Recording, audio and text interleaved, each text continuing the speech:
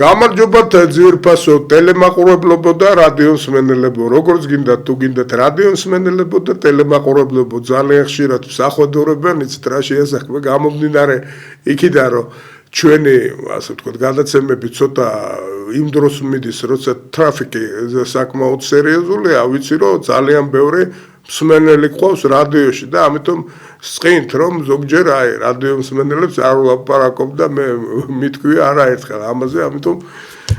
მივესალმები ორივე მაყურებელს ორივე სეგმენტს დღეს ჩვენ ვაგრძელებთ გადაცემას საინტერესო თემებზე და რასაკვირველია მე მაშინ გადაცემაში გითხარით რომ ჩვენ ახლა წლის შემაჯამებელ გადაცემებს ვაკეთებ და ამ შემაჯამებელ გადაცემებში რო არ შევეხოთ აი იმ სეგმენტს რომელსაც ქვია ჩინური გამოფენები არავითარ შემთხვევაში არ შეგვიძლია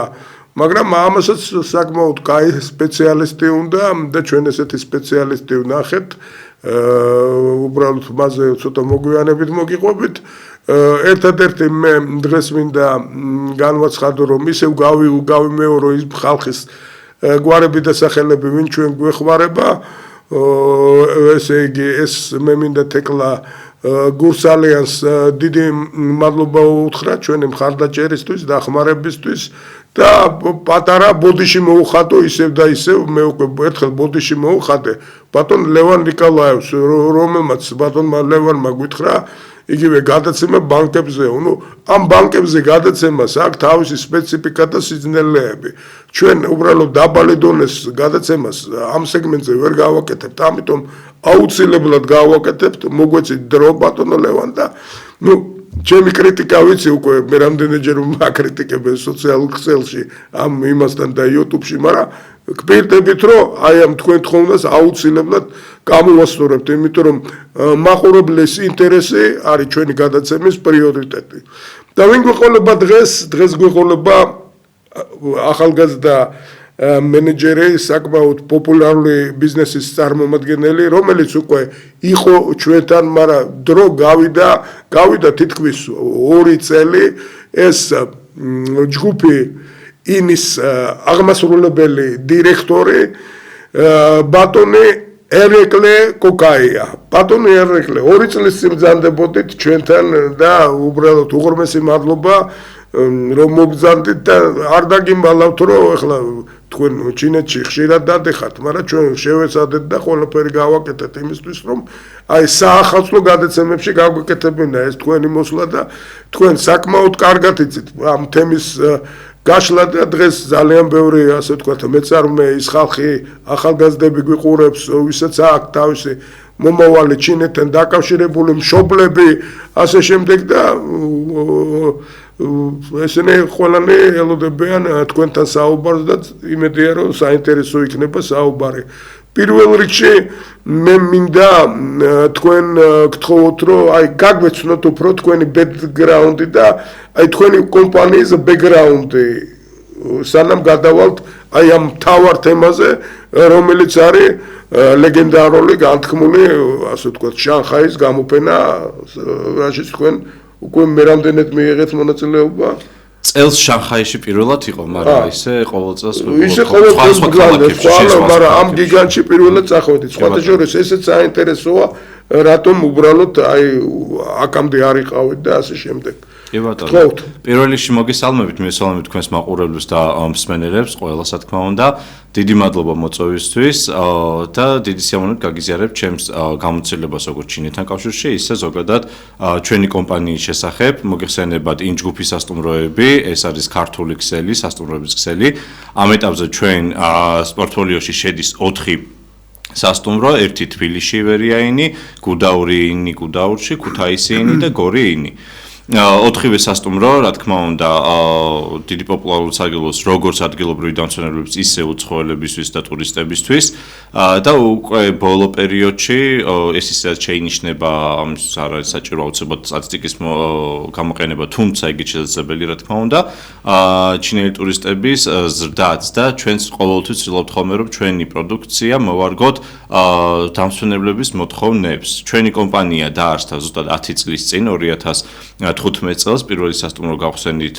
თბილისში, ივერიაინი და ამ ეტაპზე ჩვენ გვყავს 400-ზე მეტი დასაქმებული ადამიანი მთელი საქართველოს მასშტაბით. შტამბეჭდავი ციფრია. კი ბატონო და 500-მდე სანომრე ფონდი გვაქვს ჩვენ. ბატონო ერეკლე, ეხლა თქვენი ცით სპეციფიკა მე უკვე 10 წელია მოღვაწეობ ჩინეთში. ასე ვთქვათ, ზოგჯერ და ეს დავიწყება ვიცით, რომ თქვენთან მუშაობს ბადრი ნაჭყებია სინძიანის უნივერსიტეტის ექსპერტ-კონსულტანტი პროფესორი. ბოდიში დავიდან ეს მომდის ზოგჯერ და ამის შენიშვნას მაძლევენ, მაგრამ ეხლა გამოვასწორე და კარგად ვიცით, ეხლა ბოლოს ვიყავი წელს 22-ჯერ ჩინეთში, რასაკვირველია ეს სასტუმრო სისტემა ვიცით, თავისი სპეციფიკით, თავისი ინტერესებით, თავისი გარკვეულწილად სხვანაირი დანიშნულებით დავუშვათ. ერთხელ ჩენგდუსთან ვიყავი სასტუმროში და თითქმის 5 ვარსკვლავიან სასტუმროში მაცივარი არ იყო უბრალოდ, აი რო გავარკვევი და რო ვარკვევდი ეს მაცივარი რატომ არ იყო, მეუბნებოდნენ და როგორც ესეთი აი ამ რეგიონის ისინი ცივ-წყალს არ მიერთმევენ, რომ აი ესეთი სეგმენტი ცივი წყალი როგორც ესეთი არის მავნე უბრალოდ გაწეებული და არის საშუალება ქვევით ვისაც მოუნდება უცხოელს და აიღონ ეს იყო ჩემთვის საინტერესო სხვათა შორის ჩემი აი ამ წლების განმავლობაში სულ მოწოდება ჩემი კოლეგების და პარტნიორების ეგ იყო რომ არ დალიო ეს ცივი წყალი როგორ უნდა დალიოს ადამიანმა ცივი წყალი და ასე შემდეგ ეს არის ჩინური ტრადიცია აი თქვენ ახლა ბრძანეთ რომ ჩინელი ტურისტები უკვე არიან ჩამოთვალეთ რამოდენიმე თქვენი ბიზნესის რამოდენიმე სასტუმრო და მათ შორის იყო გორი რადასამალეა საინტერესოა იმიტომ რომ ახლა საზღვარგარეთ ვიყავი მივლინებაში და უბრალოდ აი პირველი რაც ვთხოვეს ინდივიდუალურად ჩამოვალთო ჩინელებმა და ეს გორში გაგვიკეთე უბრალოდ აი ეს ტურიო დაგვეხმარეო ეს გითხრეს იმიტომ რომ ინტერესი საკმაოდ სერიოზულია ამასთან დაკავშირებით დღეს აი რა ტენდენციას ხედავთ ჩინელი ტურისტების იმინა აი დავუშვათ მოდით თქვენი ქსელის იმითი ავიღოთ აი პროცენტულად ალბათ ანალიზს აკეთებთ არის თუ არა დავუშვათ აი რამხელა ჯგუფები მოდიან ინდივიდუალური აი ეს კი მოგიყვებით რა თქმა უნდა საინტერესო ინფორმაცია არის მაგრამ ძალიან იშვიათად არის ხოლმე როდესაც შეიძლება ქალაქი გარკვეულ ადგილებში უფრო ცნობილი იყოს ხოლმე ვიდრე ქვეყანა როგორც არის დუბაი ბევრს ვკითხო დუბაი არც იცის რომ დუბაი ქვეყანა არ არის ეს არის უბრალოდ ერთი ქალაქი არც დედაქალაქიდან გაერთიანებულ საემიროებში ერთ-ერთი საემირო დაახლოებით ესე გამოდის ხოლმე შემთხვევაში გორი იმდენად ცნობილი არის ჩინეთში ეს არნიშნავს ყველგან ასე არის რა თქმა უნდა რომ თითქმის საქართველოს ცნობადობას უტოლდება ხოლმე რაც ძალიან საინტერესოა და ეს არის კიდევ ერთი შესაძლებლობა საქართველოსთვის ზუსტად ერთ-ერთი მიზანი რატომაც ჩვენ დავაარსეთ გორი სასტუმრო და მახსოვს ის პერიოდი როდესაც პირველად გავაჟღერეთ რომ იმ ჯგუფი აპირებს რომ გორში ააშენოს 5 ვარსკვლავიანი სასტუმრო გორიინი ყველას პირველი კითხვა იყო რატომ გორი იმიტომ რომ იმდენად არაგანებიურებულია ეს ქალაქი მაღალი დონის სასტუმროებით, რომ ხალხს იმედი ან ყოველ შემთხვევაში რწმენა ქონდა დაკარგული, რომ გორში იმუშავებდა რაღაცა კარგი სასტუმრო. თუმცა ყოველთვის ვამბობდი, რომ საქართველოში ძალიან ბევრი ადგილი, ქალაქი, დაბა არის, რომელსაც აქვს დიდი პოტენციალი და მას უბრალოდ გამოყენება ჭირდება და აგრეთვე ვამბობდი, რომ თუ იქნება სწორი პროდუქტი, სწორი ფასი და სწორად წარმოვაჩენთ ამ ყველაფერს, აუცილებლად იქნებოდა ხალხისთვის საინტერესო და მიმზიდველი. ერთ-ერთი ბაზარი სხვათა შორის, რომელიც საქართველოში ისაც ჩამოდიოდა, რა თქმა უნდა, ჩინური ბაზარი, ხო? ყოველთვის არის ყველა ჩინური ჯგუფის ტურში გორი ერთ-ერთი მნიშვნელოვანი ადგილი, სადაც უნდა ჩავიდნენ, აუცილებლად უნდა ნახონ იქ მუზეუმი. ეს არის ერთ-ერთი შეიძლება ცოტა ხომაღლად თქვა, მაგრამ მექასავით დაახლოებით რა. შესაბამისად, გორში ესე არ ხდებოდა, რომ არ ჩადიოდა ხალხი ტურისტები პირიქით გორში, მაგათ უფლისციხე ერთ-ერთი ყველაზე ნახვადი ადგილი არის საქართველოში, სტალინის მუზეუმიც აგრეთვე ყველაზე ნახვადი მუზეუმი არის. შესაბამისად, ხალხი იყო, თუმცა ქალაქი ვერ იყენებდა აი ამ პოტენციალს, იმიტომ რომ არავინ არ რჩებოდა ხოლმე თვითონ ქალაქში თუნდაც ერთი ღამით, რადგან თბილისთან ახლოს არის, მაშინ რა საჭიროა და საჭიროებასაც ვერ ხედავდნენ. ეგ იყო ჩვენი ერთ-ერთი გამოწვევა და მახსოვს თავიდან როდესაც გავხსენით სასტუმროს შევხვდით ყველა ტურისტულ კომპანიას რომელიც ჩინურ ბაზარზე მუშაობდა და ვეუბნებოდით რომ აი უკვე გააქვთ პროდუქტი რომელიც აუცილებლად მოეწონება თქვენს სტუმრებს მაშინ ჩამოიყვანეთ და დატოვეთ გორში და აი აქ იყო დიდი გამოწვევა რომ კი გვესმის რომ გორში აუცილებლად უნდა ჩავიყვანოთ ტურისტები თუმცა ვერ ხედავთ მიზეზს აი რატო უნდა დავრჩეთ გორში თუ შეგვიძლია თბილისში დავრჩეთ და თბილისიდან წავიყვანოთ წამოვიყვანოთ ზუსტად აი ეს იყო ერთ-ერთი მიზეზი რატომაც გადავწყვიტეთ ჩვენ რომ აუცილებლად გავსულიყავით გამოფენებზე იმიტომ რომ ერთი ხშირ შემთხვევაში მოთხოვნა საქართველოზე იქნება ეს თუ ზოგადად აი კავკასიის ქვეყნებზე მოდის ჩინეთიდან ანუ ის კი არა ისო ჩვენ უგზავნით პაკეტებს და აი ამოარჩი აქედან რომელიმე ისინი ეუბნებიან რომ აი იცნობენ რამდენიმე ადგილ საქართველოში იციან რომ თბილისში უნდა ჩამოვიდნენ სტეფანწმინდა რომელიც აგრეთვე ძალიან პოპულარული ადგილია არა მხოლოდ ჩინელების არამედ ზოგადად ტურისტებისთვის უნდა წავიდნენ თქვა იქ და დარჩნენ სადმე ახლოს დიდი ნაწილი რჩება რა თქმა უნდა გუდაურში მე ჩავიდნენ გორში მე და ასე გააგრძელონ გზა როგორც წესი აი რაც არ შეცვლა ბოლო 2 წლის განმავლობაში როდესაც ბოლოს ვიყავით თქვენს გადაცემაში აქაც ჩინელი ტურისტები ძირითადად ჩამოდიან კომბინირებული ტურებით. ეს ნიშნავს იმას, რომ ისინი არა მხოლოდ საქართველოში ჩამოდიან, არამედ აუცილებლად ცდილობენ, რომ მოინახულონ სამი ქვეყანა, ეს არის აზერბაიჯანი, საქართველო და სომხეთი.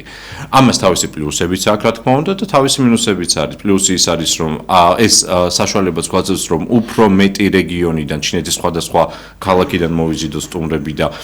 ბევრს ვერც წარმოუდგენია ხოლმე, ჩინეთი იმდენად დიდი ქვეყანა არის, ეს არ არის საქართველოსავით რომ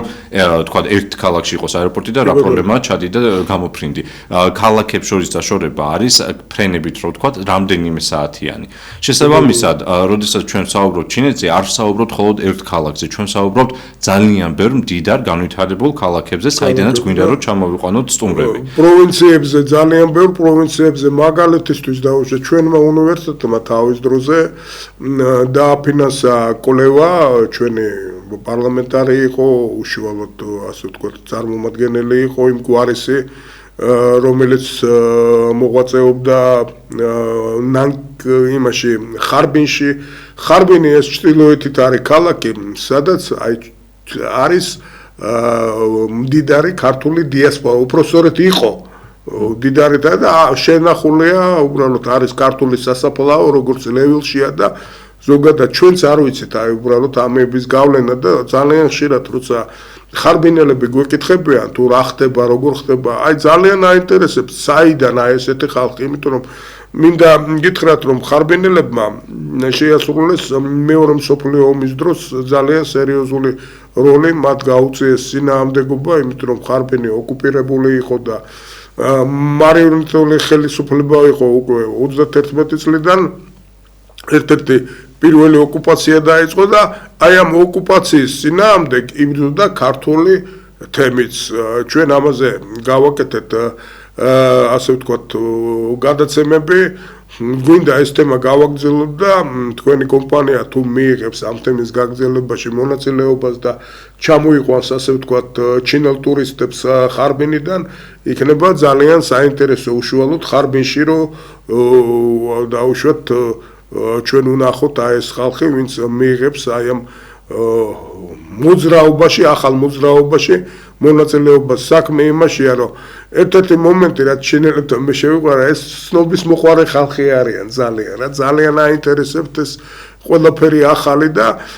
რასაკვირველია ისტორიას დიდ პატივს სცემენ ის ამბავი რომ ერთადერთი ქართული დიასპორა რომელიც ჩინეთის ტერიტორიაზე არსებობდა მანჯურიიდან გადმოვიდა ხო და ფაქტიურად აი ხარბინის აი ეკონომიური ელიტის წარმომადგენლები გახდნენ ეს იყო ქართული დიასპორა და აი ამაზე ჩინურმა მოსახლეობამ ხარბინში ძალიან კარგად იცის და მე მგონი მე ხა მოუწოდებ ჩვენ ხელისუფლებას რომ ამ კუთხით აი ბიზნეს დაეხმაროს რომ უფრო ცნობილი გახადოს საქართველოში აი ეს ჩვენი ასე ვთქვათ ჩვენი პოზიციები აი ამასთან დაკავშირებით ის რომ საქართველოს აი ეს როლი აქვს ну კაი იქნებოდა ჩემის აზრით დაუშვა ჩვენ გადაცემას ვისარგებლებ და ვიტყვი რომ კაი იქნებოდა თუ პრესტური ჩატარდებოდა სადაც ჟურნალისტებთან ერთად მიიღებდნენ მონაწილეობას, ასე ვთქვათ, ბიზნესის წარმომადგენლები. მე მაქვს ბატონო ერეკლე ჩინელების პრესტური და დაუშვათ დიდი სიამოვნებით მზარდა ვარ ამისთვის და დასახმარებლად ჩემი სინძიანის უნივერსიტეტის, რომ თქვენთან ასე ვთქვათ, იგივე გორი ინში ალბათ საშუალება კონფერენციის დარბაზი და ისინი ჩავატაროთ ეს საინტერესო კონფერენცია, რომელიც აი ზუსტად თქვენ სწორად ბრძანეთ, აი ამ ქალაქები ახლა ხარბენი არის 10 მილიონიანი ქალაქი ახლა, სადაც ეკლესიაც არის, ქართული სასაფლაოებიც არის, ტრადიციებიც არის და ნუ ასე ვთქვათ, ამას ყურადღების მიქცევა უნდა. ეხლა რა მაინტერესებს უბრალოდ პატარა ისევ გადავალ პირდაპირ. თუ შეიძლება რამოდენიმე სიტყვა გამოფენებზე, იმიტომ რომ შანხაის გამოფენამდე თქვენ როდის სახვედით პირველად ჩინეთზე? თუ შეიძლება დედუქციური მეთოდით რომ მოგვიყვეთ ეგ. კი ბატონო, ჩვენ პირველად წავედით 2023 წლის დეკემბერში, ოღონდ წავედით როგორც რამდენიმე ქართული კომპანია იყო, ეს არ იყო სახელმწიფო გამოფენა, ეს ჩვენი, რადგან ეს იყო პირველი წელი, როდესაც ჩინეთის მოქალაქეებისთვის უვიზო გახდა საქართველოში შემოსვლა. და გვინდოდა რომ ეს შესაძლოა მაშინვე გამოგვეყენებინა და გავედით პირველივე გამოფენა რაც მაშინ იყო, ეს იყო პეკინში, ჩავედით პეკინში, იქ უკვე იყო დაინტერესება და სხვადასხვის იმდენად მაშინვე ჩანდა ძალიან იშვიათად ხდება ხოლმე რომ პირველად გახვიდე რომელიმე გამოფენაზე, რომელიმე ქვეყანაში და მაშინვე ამას კონდეს შედეგი. როგორც წესი, თან ტურიზმიც ესეთი სპეციფიკა ახასიათებს, რომ დღეს აკეთებ რეკლამას, ხვალ აკეთებ, ეგ აკეთებ და ასე შემდეგ და აი მერე უკვე აქვს ამას შედეგი და ჩინეთი ოდნავ განსხვავდება, იმიტომ რომ უფრო სწრაფი იყო ეს ყველაფერი და ეს მნიშვნელოვანია ჩვენთვის, იმიტომ რომ კი, რა თქმა უნდა, კარგი არის გრძელვადიანი პერსპექტივები რო გაქვს, მაგრამ აგრეთვე დღეს ხვალ და ზეგ რამეთი უნდა იარსებოს ბიზნესმა და ეკონომიკამ. შესაბამისად, ეს იყო არაჩვეულებრივი პოტენციალი, რომ მოგვეზიდა არა მხოლოდ მდიდარი ტურისტები, არამედ რაოდენობით ბევრი ტურისტი, იმიტომ რომ ერთი მდიდარი ტურისტი ქვეყანას ვერ უშველის, სჭირდება დიდი რაოდენობის, რომ ბევრ სასტუმროში წავიდნენ, ბევრ რესტორანში გამოიკვებონ და ასე შემდეგ, ვაჭრობაც იყოს და ეს დაეთყოს ზოგადად ყველთელ ინდუსტრიას. ამიტომ პირველი გამოფენა ის იყო პეკინი. მეორე წელს უკვე თვითონ საქართველოს ტურიზმის ადმინისტრაციაც ჰქონდა დაგეგმილი რამდენიმე გამოფენაზე გასვლა. სხვადასხვა ერთ-ერთი გამოფენა ყველაზე დიდი, რომელიც შანხაიში ტარდება, ეს არ არის რაღაც პატარა გამოფენა, ეს არის საერთაშორისო გამოფენა და არ არის მხოლოდ ერთი ქვეყანა წარმოდგენილი. ეს იყო შანხაიში და მან უკვე მონაწილეობას ღებულობდა ბევრად მეტი კომპანია საქართველოსდან, მათ შორის არ მხოლოდ ტურისტული კომპანიები, არამედ სასტუმროებიც. და რა თქმა უნდა ყოველთვის ესეთ გამოფენებს მით უმეტეს რომელსაც ასეთი კარგი რეპუტაცია აქვს, რა თქმა უნდა შენც გიღირს რომ გახვიდე, იმიტომ რომ ეს არის ქვეყნის რეპუტაციაც. თუმცა აი აქვე შეინიშნებოდა გარკვეული გამოწვევები, იმიტომ რომ ასეთ გამოფენებზე საინტერესო იქნება ამაზე გამოწვევებზე აუცილებლად რომ ვილაპარაკოთ. ასეთ გამოფენებზე საქართველოს არ არის ერთადერთი პროდუქტი, ანუ შენ მარტო შენს სასტუმროს ან შენს კომპანიას კი არ ყიდი, შენ ყიდი საქართველოს როგორც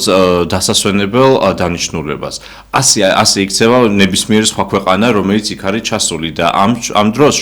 შენი კონკურენტი, შენივე თანამოქალაქე კი არ გამოდის, არამედ ქვეყნები არიან, რომელიც ერთმანეთს კონკურენტები არიან. კონკურენცია გასაგებია. და რა თქმა უნდა, სხვა ქვეყანას, რა თქმა უნდა, სხვა ბიუჯეტი და შესაძლებლობები აქვს და სხვადასხვა დადებითი და უარყოფითი მხარეები. საქართველოს, რა თქმა უნდა, ვერ იქნება ყველაზე მდიდარი ქვეყანა და არც არის იმხელა ბიუჯეტი, რომ მთელი ჩვენი მარკეტინგული ბიუჯეტი მხოლოდ ერთ ქვეყანაზე წავიდეს და არც იქნება მიზანშეწონილი და შესაბამისად მე თვითონ არ ვიყავი მაგალითად პირველ შანხაის გამოფენაზე წასული წელს ვიყავი მეორეზე უკვე. როგორც მეუბნებოდნენ და განსხვავებულები იყო და მაგაზეც მოგიყვებით რა განსხვავება იყო ამ გამოფენებს შორის. ამ გამოფენებზე ერთ-ერთი გამოწვევა ის იყო, რომ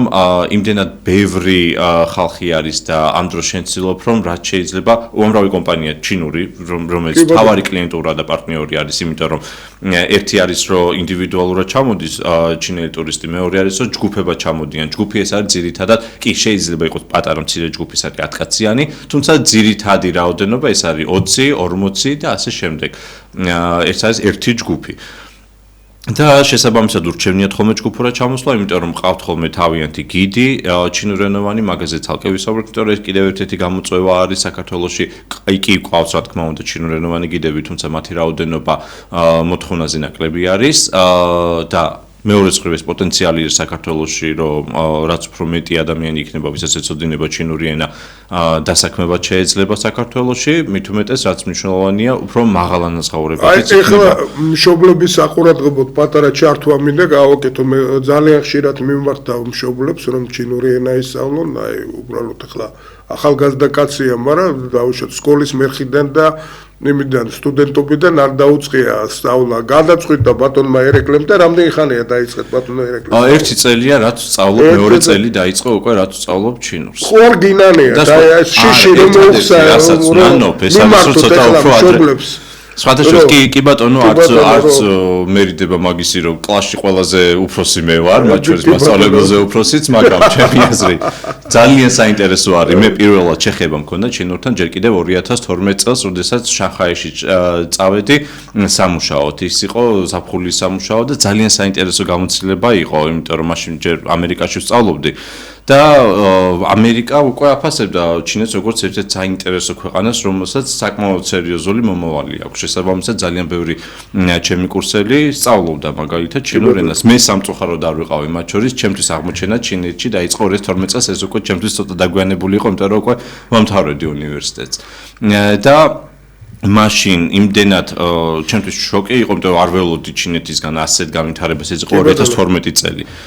თუმცა ჩემი ყოველი ჩასვლა ქვეყანაში შოკი არის, იმიტომ რომ ასე სწრაფად რომ ვითარდებოდეს ქვეყანა ძალიან იშვიათობა არის და ძალიან საინტერესო არის და რამდენი რამის სწავლა შეიძლება მათგან, იმიტომ რომ და ნებისმიერ ინდუსტრიაში ეს არ ეხება ხოლო ტურისტს, თუმცა მახსოვს ბოლოჯერ აი ახლა რომ ვიყავი ჩინეთში, იქ მიმტანები მაგალითად რობოტები გვემსახურებოდნენ. სტუმროში წარმოგიდგენიათ, ერთად ავდიოდით მე და რობოტი ლიფტში და ისეთი ვიყავი მორიდებული რობოტი, მაგრამ ეს გაჩვენეს რამდენად სწრაფად ვითარდება და როგორ ვითარდება ქვეყანა, რა მიმართულები და ჩინეთი ეს არის ცოტა ასე ვთქვათ გახედვა შეიძლება მომავალში, როგორი არის მომავალში და ეს ჩვენთვის ძალიან საინტერესო არის. სამწუხაროა რომ საქართველოს ვერ არის ტექნოლოგიურად ისეთი განვითარებული და არა მხოლოდ ტექნოლოგიურად, მაგრამ მეორე მხრივ ეს არის ჩვენ შესაძლებლობა რომ ჩვენ არ გვიწევს ხოლმე რომ გამოვიგონოთ ფორბალი უკვე გამოგონებულია და ჩვენ შეგვიძლია რომ ვისწავლოთ და უბრალოდ გადმოვიღოთ და რა თქმა უნდა გავაზიაროთ ეს ცოდნა რაც მათ გააჩნიათ და ჩვენც რა თქმა უნდა გავუზიაროთ ჩვენი ცოდნა მათ. ბატონო ერეკლე, ეხლა რა მაინტერესებს ისე მე მინდა თქვენ კომპანიას დაუბრუნდეთ, თქვენ ბრძანეთ რომ 500-მდე თანამშრომელი ყავთ უკვე კომპანიაში. თქვენ კომპანიის აღმასრულებელმა დირექტორმა ერეკლე კოკაიამ, ასე ვთქვათ, გადადგა ნაბიჯი და შევიდა კლასში, უბრალოდ სადაც ყველაზე დიდია ყველაფერი და აი ამ კუთხით თქვენ კომპანიაში აფინანსებთ თქვენ რომ ასე ვთქვათ მენეჯერები ყავდეთ, რომელმაც რაღაც დონეზე იცოდნენ ჩინური ენა, აი რა პერსპექტივა აქვს თქვენ კომპანიაში კონკრეტულად აი ჩინურ ენას და აი რას აპირებთ უბრალოდ ძალიან საინტერესო თემა იქიდან გამომდინარე რომ თვითონ აი ჩინელებისთვის იცით რა არის მენტალურად ძალიან მნიშვნელოვანია მერწმუნეთ მე აი პატარა სიტყვას რო ვეთყოდი ერთ-ორ სიტყვას აი რეაქცია იყო ბავშვებივით უხაროდათ და თუ დაუშვათ აი ეს მომენტი იქნება ახლა კი გიდის ამბებს რასაკურველია მოხსნელია მაგრამ დაუშვათ იგივე სასტუმროში რომ მოდის ყოველთვის გიდთან ხوار შეიძლება ალბათ გინახიათ რომ ინდივიდუალურადაც მოდიან ხალხი და ერთი მომენტია რომ საკმაოდ ცუდად ფლობენ ინგლისურ ენას რა აი ეს მომენტი ნამდვილად არ არის მე პრობლემები შემქმნია უბრალოდ ამასთან დაკავშირებით და ალბათ ზუსტად აი ეს მომენტი უნდა გავითვალისწინოთ ჩვენ და რაღაცნაირად დაავდოთ ეს სეგმენტი და აი ზუსტად ამაზე სხვადასხვა ჩინური ენა პოპულარული ხდება არა მხოლოდ საქართველოში რა თქმა უნდა და ეგეც აღსანიშნავია რომ რა თქმა უნდა უფრო და უფრო მეტი სასწავლებლებიც ჩდება საქართველოში უფრო და უფრო მეტი მოსწავლე თუმცა ჩინური ენა უკვე საერთაშორისო დონეზე პოპულარულია ძალიან ბევრ სხვა ქვეყანაში, სხვათა შორის როცა ვესაუბრები ხოლმე ქართველებს, რომლებიც უკვე ჩინეთში სწავლობენ ან ჩინურს სწავლობენ და უკვე აქვთ კავშირები ჩინეთთან, ამბობენ რომ როდესაც ჩავდივართ მაგალითად ენის გასაუმჯობესებლად ჩინეთში და არის სპეციალური კურსები და აქედანაც შეგიძლია რომ წახვიდე გასწავლები და აქაც გვაქვს რამდენიმე ესე სკოლა რომელიც თავაზობს რომ წავიდნენ იქ და აქ რასაც შეისწავლის იქ უბრალოდ პრაქტიკაში გამოიყენოს იქ ხდება უკვე სხვა მოსწავლეები სხვადასხვა ქვეყნებიდან და რა თქმა უნდა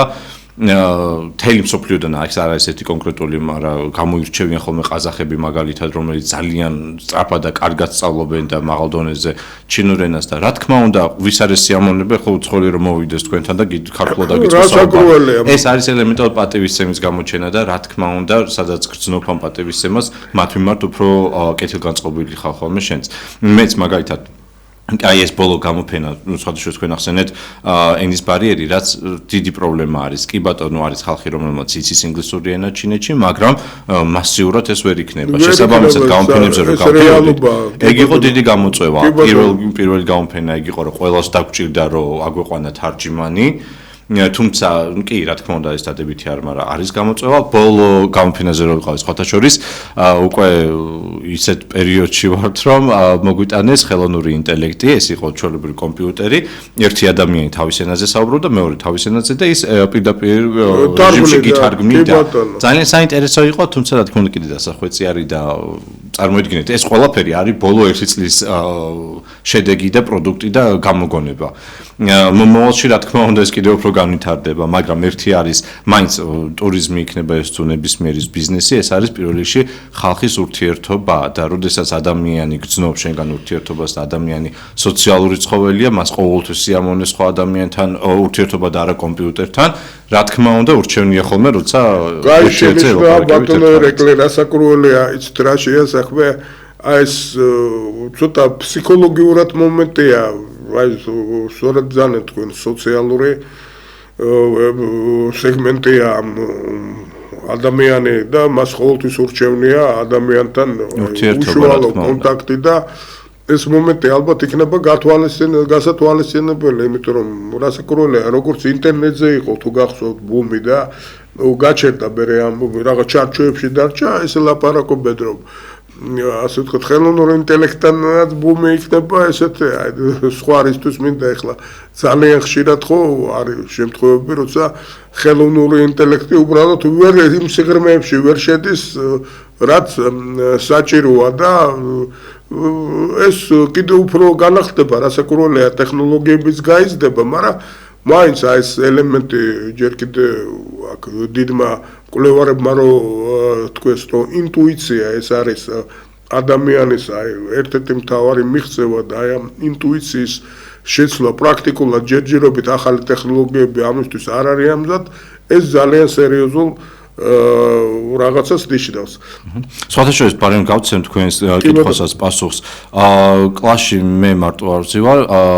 ქუთაისის გაყიდვების მენეჯერის ჩემთან ერთად ზის კლასში და ისიც სწავლობს და სხვათა შორის ჩვენი ბუღალტერიც მაგალითად სწავლობს უკვე არაჩვეულებრივია. რა თქმა უნდა, ეს არის უბრალოდ ხალხისგან უნდა მოდიოდეს, ან ვერ დააწარებ ადამიანს მიდი და ისწავლოს სკოლაში არ სწავლობდა ვიღაცა, როგორ გინდა რომ უკვე სკოლის მერე ისწავლოს, მაგრამ თვითონ ადამიანს უნდა ესმოდეს, რამდენად მნიშვნელოვანია როდესაც რაღაცა ახალს გებულობ, რაღაცა ახალს სწავლობ და ჩემი აზრით პირველ რიგში პოპულარული უნდა გავხადოთ ზოგადად სწავლა და ხალხს უნდა ესმოდეს რომ სწავლა ეს არ არის გარკვეული ასაკისთვის, სანამ ცოცხალი ხარ ბოლომდე უნდა სწავლო. კი ბატონო, გეთანხმებით, სავსებით. ბატონო ერეკლე, ეხლა ისე ვიცით რა არის, ვებერთელთა თემა, ეს გამოფენა თემა, მოდით ეხლა კონკრეტულად ბოლო შანხაის გამოფენაზე გადავიდეთ. თქვენ საერთო ჯამში რამდენი ხანი იმყოფებოდით ამ შანხაის გამოფენაზე? თვითონ გამოფენა გრძელდება ხოლმე ოფიციალურად 3 დღის განმავლობაში თითო ქალაქში. აი რო შევადაროთ პირველი ყველაზე დიდი გამოფენა რომელიც იყო შანხაიში ეგეც 3 დღიანი იყო რა თქმა უნდა და მეორე გამოფენა რომელიც განსხვავდებოდა და აი განსხვავება ზუსტად ის არის რაც მომეწონა ეს იყო უფრო road show. ეს იყო როდესაც რამდენიმე ქალაქში მიდიხარ რამდენიმე გამოფენაზე თან განსხვავებით იმ ერთი მთავარი საერთაშორისო გამოფენისგან ეს იყო უფრო უფრო სპეციალიზირებული საქართველოზე. ეს იყო, როდესაც გარკვეული ქალაქებიდან, ეს ქალაქები იყო პეკინი, შენჭენი და შანხაი. ამ ქალაქებიდან მოვიწვიეთ ტურ კომპანიები ჩინური და შევახვედრეთ პირდაპირ ერთ-ერთზე იყო შეხვედრა, ასე ვთქვათ, კომპანიაზე ქართულ კომპანიებს. იყო წარმოდგენილი დაახლოებით 20 თუ არ ვცდები, არ მინდა შემიშალოს ქართული კომპანია და თითოეულ ქალაქში ასობით ჩინურ კომპანიას ხვდებოდნენ. ეს იყო პლუს ზუსტად, რომ აქ იყო ის ხალხი წარმოდგენილი, რომელიც დაინტერესებული იყო საქართველოში და შესაბამისად უფრო დიდი ალბათობა იმისი, რომ შეძლებ უკვე რომ საქართველოში ჩამოიყვანო მათი კლიენტურა. და აი ეს იყო ზუსტად პლუსი ის, რომ პირველ რიგში თანხა ასე თუ ისე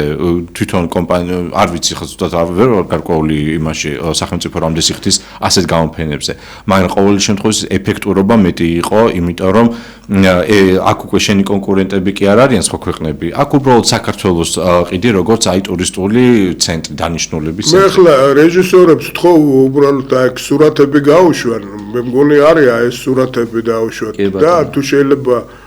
აი თქვენ მოგვიყვეთ ახლა აი ამ იმაზე ესე იგი ასაბლიც ყავდათ ხო ახლა ამ სხვათა შორის იყვნენ ჩაყვანილები და იქ სხვათა შორის იყო საქართველოს ელჩი ჩინეთში აქვე მინდა რომ მადლობა გადაუხადო სხვათა შორის ჩინეთის სრულუფლებიანი საქართველოში რომელიც როგორც ვიცი ამ გადაცემასაც მხარხოჭეს და მეც კი ბატონო და გვეხმარება ამ გადაცემაში კი ბატონო მიხარია რომ ასეთი ადამიანები ხელს უწყობენ ჩვენთან უბრალოდ მე აგიხსნით და მაყურებელსაც კიდევ ერთხელ აუხსნი რომ ჩვენ გარკვეულწილად რამოდენიმე გადაცემის პროექტი გვაქვს დაუშვათ და ეს პროექტი სადაც თქვენი ყავით მოხსენებული იგივე სიძითიანის გახსნა იყო მოხსენებული აი ამაში შინამდვილეში დიდი სიამოვნებით მიიღო ჩინულმა მხარემ ასე ვთქვათ დახმარება თორე აი ხა მთლიანად ასე ჩვენი გადაცემა სხვათა შორის აი ეგ არის კარგი მაგალითი იმისი რომ ეხლა საუბრობთ ამდენად მნიშვნელოვანია რომ ჩვენ ერთმანეთისგან ვისწავლოთ და ეს ყველაფერი იწყება კომუნიკაციებიდან და ეს კომუნიკაციების ხარდაჭერა ხშირად ჭირდება ხოლმე ზუსტად ესეთი ხარდაჭერებისთვის არის უკვე სახელმწიფო სტრუქტურები და აი ეს არის ერთ-ერთი მნიშვნელოვანი ფუნქცია საელჩოების როდესაც ეხმარება ხალხს კომუნიკაციებში თუ აი ეს ახალი თქვა რაღაცა კავშირები დამყარდეს და ზუსტად ამიტომ არის ჩემი აღსანიშნავი ერთი ღონისძიება ერთი მე მგონი ერთი კორონავირუსამდე 7 წლის წინ დიდი კონფერენცია იყო ჰოლიდეი ინში გაკეთებული და სხვაგან უბრალოდ მე არ მინახია და აი მე პირადად ძალიან დიდი ინტერესი მაქვს რომ აი გორთან გააკავშირებით ჩატარდეს ჩემი ძალიან საინტერესო იქნება დიდი სიამოვნებით ამაში მივიღებთ მონაწილეობას მე აუცილებლად ახლა თქვენი გადაცემის შემდეგ ჩემ კოლეგებს სინძანის უნივერსიტეტში აუცილებლად ვეთქვით იმიტომ რომ სინძანის ტურისტულ სეგმენტის წარმომადგენლების რო ჩამოვიდნენ საქართველოში და ალბათ ახლა მომავალ წელს ჩავინიშნავ როგორც ერთ-ერთ თავარ ღონისძიებას მადლობა კი ბატონო საინტერესო იქნება ჩვენ გორიაში დამსახურება რომ აქამდე თქვენ სწორი ბრძანეთ გორში სასტუმრო ნამდვილად არ იყო აი ამ დონეზე და დიდი მადლობა მინდა მოუხადო დამფუძნებელებს თქვენი კომპანიეთი რომ აი ეს ჭკვიანურად უბრალოდ გააკეთა ეს ამბავი შეიძლება რაღაც პერიოდში ეს მომგებიანი არ იყოს რაღაც პერიოდში და სამწუხაროდ აი ჩქარ მოღებაზე ძალიან ხშირად არიან ორიენტირებული ჩვენი თანამომავლები და ამ შემთხვევაში ჩვენ ხედავთ რომ გრძელვადიან პერსპექტივაში გრძელვადიან პერსპექტივაზე გაკეთებულია და იმედია რომ დაუშვათ იგივე აი ეს სეგმენტი თქვენ მაგალითს აიღებენ მისცემთ ან თქვენ გააგრძელებთ კიდე მშენებლობას ასე ვთქვათ ახალი ობიექტების ხო და მე იმედი მაქვს რომ აი ეს პროცესი გაგრძელდება და ნუ საინტერესო ფორმებს მიიღებს. კი ბატონო, ჩვენ გორიაში მაგათად საკონფერენციო დარბაზებიც გვაქვს და მათ შორის სივრცე გვაქვს, სადაც 500-მდე ადამიანს ვიტევთ, ისე რომ შეგვიძლია საკმაოდ დიდი შეხვედრების დანიშნას. ღონისძიებები რასაკურველია იყოს. ეხლა ნელ-ნელა გვეზღუდება დრო უბრალოდ ამ იმასთან დაკავშირებით ჩვენ ვილაპარაკეთ. რამოდენიმე თემაზე, მაგრამ მე ვერ აუვლი თქვენ გამოწვევებზე ბრძანეთ რა. გამოწვევებზე ბრძანეთ, მაგრამ ისეთ რა არის, აქ აი ამ პროცესს აქ როგორც დადებითი მხარე ისე უარყოფითი ხარ დაუშვათ რაღაცები, ალბათ არ მოგწონთ დაუშვათ რაღაცის გამოსწორებას ისა, დაუშვათ გამოასწორებდით იგივე სახელმწიფოს მოუწოდებდით, რომ აი ამ სეგმენტისთვის რაღაც უფრო დიდი ყურადღება მიექცია და ასე შემდეგ. მოდით აი ამ გამოწვევებზე თქვენ ოდნავ შეეხეთ უბრალოდ და აი ამ შემთხვევაში აი პრობლემები დაუშვათ ტურისტული ინფრასტრუქტურა ახლა გასაგებია რა კარგი სასტუმროც არ უნდა იყოს უბრალოდ და ფეშენებულური რასაკურველია სასტუმროს აქვს თავისი ლოკალური ტერიტორია უბრალოდ რომელიც შემოხაზულია და ამ ტერიტორიის გარეთ რა დახვდება ადამიანს უბრალოდ კაციშვილმა არ იცის ძალიან ზოგჯერ სამწუხაროდ აი ეს მომენტები მინახია დაუშვათ როცა აი ხშირად არ არის მოწესრიგებული გარკვეულწილად ინფრასტრუქტურა როცა დაუშვათ ფეშენებულური სასტუმროა მაგრამ ისეთი კომპანია დაუშვათ რომ მანქანა რომ ჩავარდეს იქ უბრალოდ შეიძლება ჩარჩეს ან აი ეგეთი სეგმენტი ძაღლების დიდი რაოდენობა კიდე ესეთი მომენტიც მინახია ძაღლების დიდი რაოდენობა და აი ასე შემდეგ რაღაცები მოწესრიგებული არ არის თუ შეიძლება აი ამ მოწესრიგებასთან დაკავშირებით აი რისი გაკეთება როგორ ფიქრობთ საჭირო იმისთვის რომ როდესაც ჩვენ გავდივართ ხოლმე ასეთ გამოფენებზე ჩვენ ვარეკლამებთ არა მხოლოდ კონკრეტულ რამე ობიექტს არამედ ვარეკლამებთ თელს ქვეყანას ანუ მთელი ქვეყანა უნდა იყოს არა მხოლოდ დაინტერესდნენ არამედ ჩვენს უნდა წარუდგინოთ ეს ქვეყანა ისეთი რომ ადამიანი ერთხელ კი არ ჩამოვიდეს საქართველოში არამედ თვითონაც ჩამოვიდეს ამდენჯერმე და სხვებსაც უთხრათ რომ აი საქართველოში ნამდვილად ღირს ჩასვლა და რაც უფრო ნაკლები იქნება პრობლემა რა თქმა უნდა მეტია იმის ალბათობა რომ საქართველო გახდება პოპულარული დასასვენებელი ადგილი რა თქმა უნდა ისეთი ქვეყნები როგორიც არის ჩინეთი სადაც არაჩვეულებრივი ინფრასტრუქტურა არის გამართული გზები და პირიქით იმდენად სამაგალითოა ხოლმე თვითონ აი ამ განვითარებით რომ რა ადგილებში რა მთებში რა როგორი გეოგრაფიაც არის და კვლავ ჩინეთი არის უზარმაზარი ქვეყანა იქ უდაბნოც არის 22 ჯერ ავარ ნამყოფი და ნუ ფაქტიურად უმეტესილად აი ყველა მხარე მაქვს ნანახი ერთადერთი აი ეს ჩრდილოეთ მხარე აი ხარბინში მე თვითონ გავუში ძალიან ბევრი ხალხი და მე თვითონ არა ვარ ნამყოფი და ძალიან მინდა და რა ვიცი უბრალოდ ალბათ ახლა უახლოეს ხანებში შევძლებ ამას ხო და გაგძელეთ თქვენ შესაბამისად როდესაც ასეთი ქვეყნიდან მოდიან სადაც ასეთი მოგვარებული არის ინფრასტრუქტურა აქაც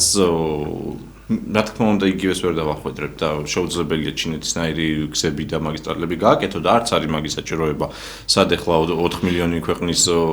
გზები და მასშტაბები და სად მათი მასშტაბები მაგრამ იგივე ყოველ შემთხვევაში მოთხოვნები აქვს და როცა ხედავენ რომ აიცი რა არის ჩვენთან ასეთი გზები თქვენთან არ არის ესეთი გზები ეს რა თქმა უნდა აისახება თვითონ მათ შთაბეჭდილებაზეც ეს არის ანუ შიდა ინფრასტრუქტურა ეს ცალკე საკითხი არის კიდე არის სხვა გამოწვევები რომელიც კი ბატონო დიდი სიამოვნებით მოგისმენთ გვაქვს ეს არის მაგალითად მე მახსოვს 2023 წლის დეკემბერში შეხვდით ჩვენ ერთმანეთს პირველად ამ გადაცემაში და მაშინაც თქვი რომ ისეთი ქვეყანა არის იმდენად დიდი იმდენად უზარმაზარი პოტენციალის ბაზარი არის ჩინეთი რომ მაგალითად რომ იყოს პირდაპირი ფრენები ეს პირდაპირ აისახებოდა მაგალითად ტურიზმზე. რა თქმა უნდა, აუცილებელია გამოფენები, აუცილებელია რეკლამა, რომ იქაური ხალხი დაინტერესდეს საქართველოს ჩამოსვლით, მაგრამ როგორც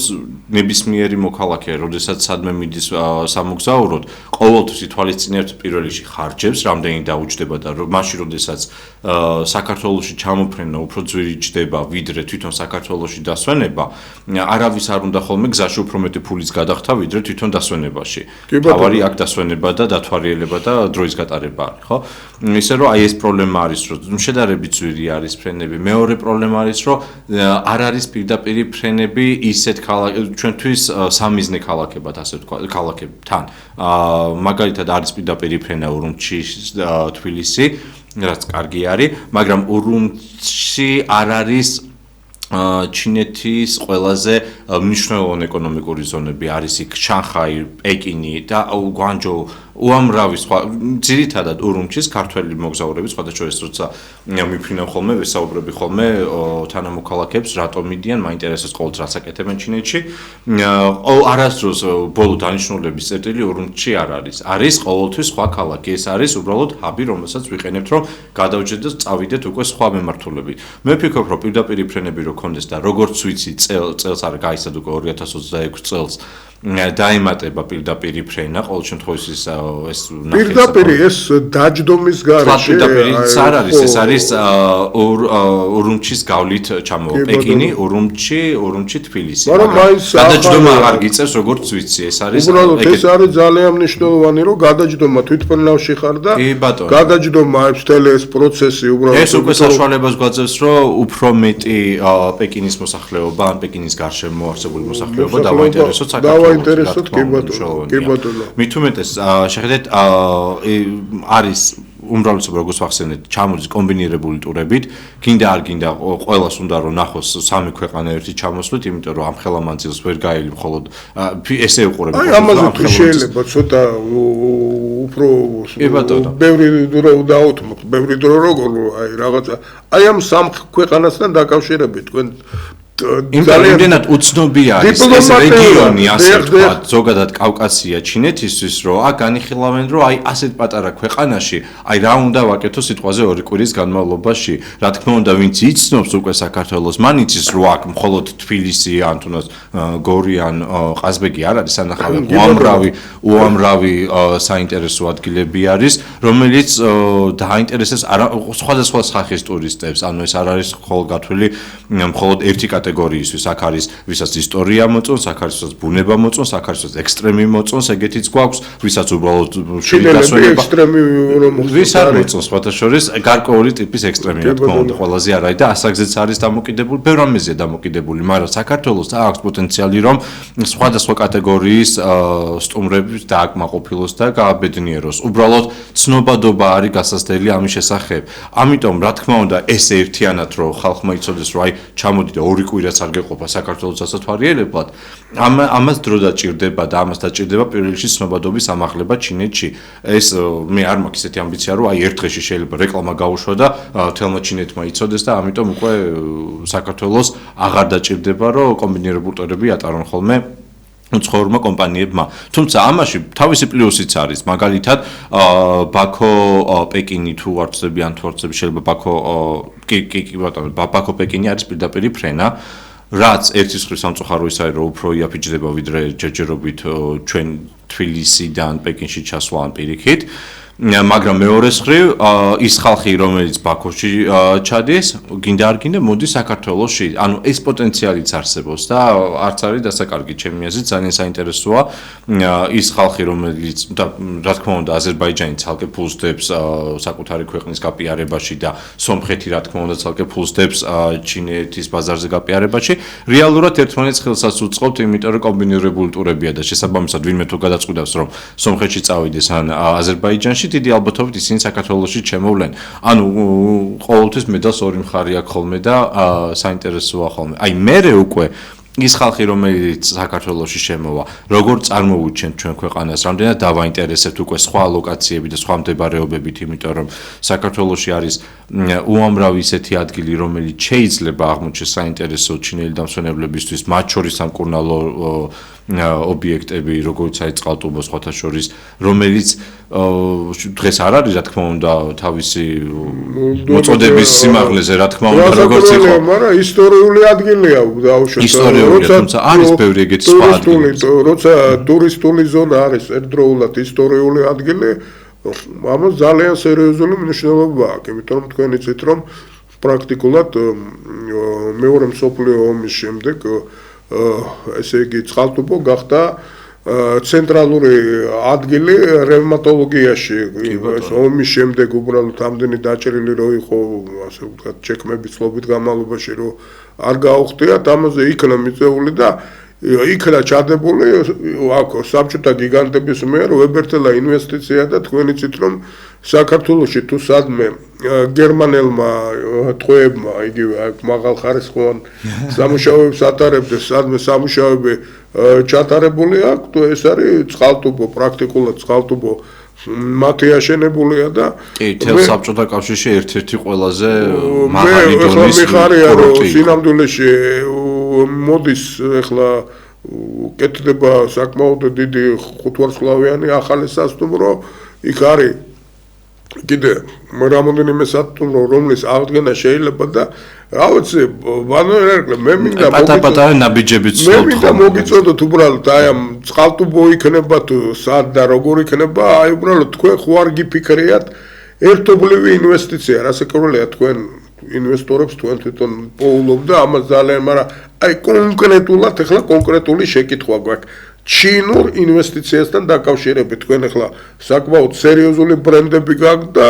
უბრალოდ აი ამ ბრენდებს სახელს არ არწყვეტ ამას მე დაგიდასტურებ სინამდვილეში საამაყო ბრენდებია აი ამ შემთხვევაში დავიშვათ გექნებათ ალბათ სურვილი რომ წამოვიდეს ჩინელი ინვესტორი თქვენთან უბრალოდ და